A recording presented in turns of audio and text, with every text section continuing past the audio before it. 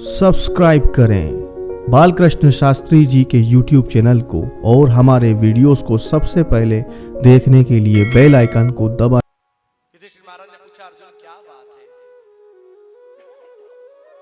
तू दुखी क्यों है? क्यों दुखी, क्यों रो रहा है? क्या कोई तूने दान कबूला हो और वो दान न दे पाया हो, या तू किसी की रक्षा नहीं कर पाया हो? क्या बात है?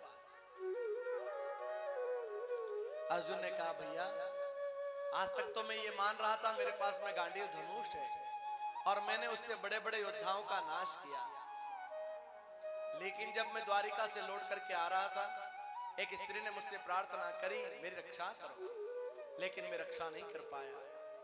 और सच है साहब कि समय समय बलवान है, नहीं पुरुष बलवान। अर्जुन काबा लूटियो वही धनुष वही बाण। समय बलवान होता है, इसलिए समय का मान देना। भगवान इस धराधाम को छोड़ करके चले गए, ये बात पता चली तो परीक्षित महाराज का राज तिलक किया, स्वर्गारोहण किया। स्वर्ग के द्वार तक केवल युधिष्ठिर महाराज पहुंचे और स्वर्ग में जाने लगे तो नाया छाया नरक का दर्शन किया, नरक का दर्शन किया। जीवन में एक बार झूठ बोले, एक बार झूठ बोले और नरक का मुंह देखना पड़ा। महाभारत के युद्ध में एक हाथी मर गया था, उसका नाम था अश्वत्थामा। और उस समय युधिष्ठिर महाराज ने कहा, अश्वत्थामा हतः। द्रोणाचार्य ने पूछा, नरोवा कुंजरो? भगवान ने शंख बजा दिया तो सुनाई नहीं दिया। उस एक झूठ के कारण नरक का मुंह देखना पड़ा।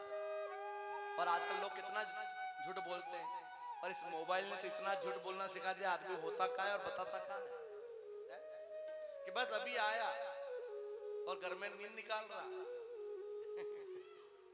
कितना लोग झूठ बोलते हैं। झूठ मत बोलो साहब, जो बात है वो सत्य बोलो। कौन तुम्हारी गर्दन काट रहा है? पर कई लोग बहुत झूठ बोलते हैं, एक झूठ के कारण नरक का मुंह देखना पड़ा साहब। परीक्षित महाराज राज्य करने लगे, अपने जीवन काल में 3 अश्वमेध यज्ञ किए। दिग्विजय करने निकले तो एक जगह देखा एक काला पुरुष गाय और बैल को पीट रहा है। गाय पृथ्वी है, बैल धर्म है, दोनों रो रहे हैं। परीक्षित महाराज ने पूछा कि तुम क्यों रोते हो? दोनों ने कहा कि आप ज्ञानी हो, राजा हो, आप हमारे दुख का कारण जानो। राजा को समझते देर नहीं लगी कि कलयुग के कारण रो रहे हैं, तो तलवार निकाली मारने के लिए। तो कलयुग ने प्रणाम किया, शरण में आया, और शरण में आए हुए को मारना नहीं चाहिए, इसलिए छोड़ दिया। तो कलयुग ने कहा कि 4 स्थान दे दो, तो 4 स्थान दिए कलयुग को रहने के लिए। दूतम पानम सूना यत्रा धर्मश्चतुर्विदः। 4 स्थान दिए। दूतम, जहां सट्टा खेला जाता हो वहां कलिकावास। पानम, जहां शराब पी जाती हो वहां कलिकावास। वेश्यालय में कलिकावास। और हिंसा घर, जहां मांस खाया जाता है वहां कलिकावास है। इसलिए क्या सट्टा खेलना, सट्टा खेलोगे तो बट्टा लगेगा साहब, कभी सट्टा नहीं खेलना। और शराब भी क्या पीना साहब है? ये मनुष्य जीवन शराब पीने के लिए नहीं मिला। क्या नशा करना साहब?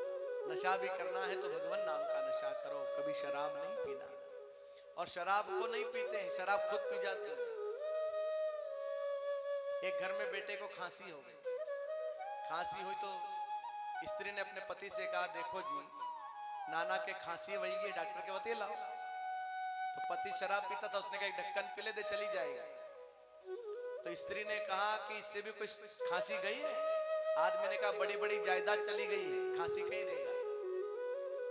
इस शराब से कई लोगों की जमीन जायदाद चली गई साहब। क्या नशा करना है? नशा भी करना है तो भगवान नाम का नशा करो साहब।